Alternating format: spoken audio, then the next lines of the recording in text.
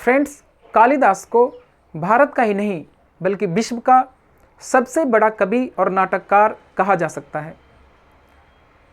ज़्यादातर विद्वानों का मानना है कि कालिदास ने अपनी रचनाएं 4th सेंचुरी एडी में की थी, जब भारत में गुप्त काल था। गुप्त काल को भारतीय इतिहास का स्वर्ण काल कहा जाता है, क्योंकि गुप्ता एज में भारत में साहित्य में, साइंस में और दूसरे क्षेत्रों में काफ़ी प्रगति हुई थी।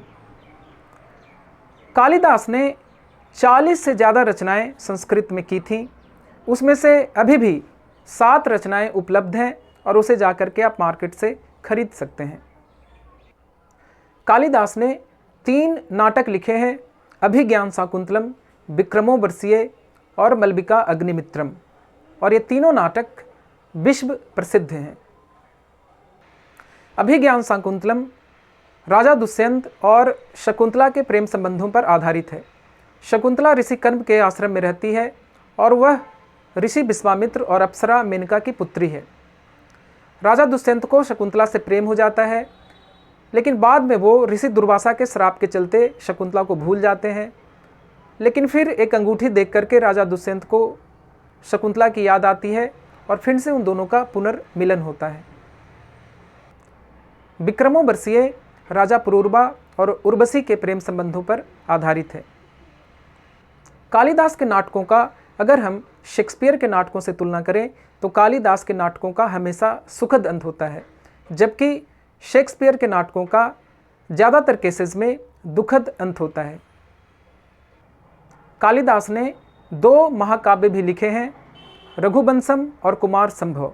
रघुवंशम में कालिदास ने भगवान राम के वंशजों के बारे में बताया है और कुमार संभव में भगवान शिव, पार्वती और कार्तिकेय के जन्म के बारे में बताया गया है।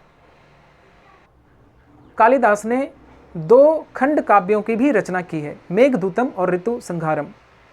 मेघदूतम में एक निर्वासित यक्ष मेघ के थ्रू, बादलों के थ्रू अपनी पत्नी को संदेश भेजता है। ऋतु संहारम में कालिदास ने भारत में जितनी ऋतुएं हैं उसकी पोएटिक तरीके से उसके बारे में बताया है।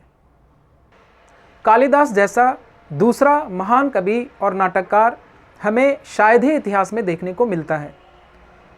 कालिदास से करीब करीब 1000 वर्ष बाद शेक्सपियर इंग्लैंड में आए, जिनकी तुलना कालिदास से की जा सकती है। शेक्सपियर को हम इंग्लैंड का कालिदास कह सकते हैं।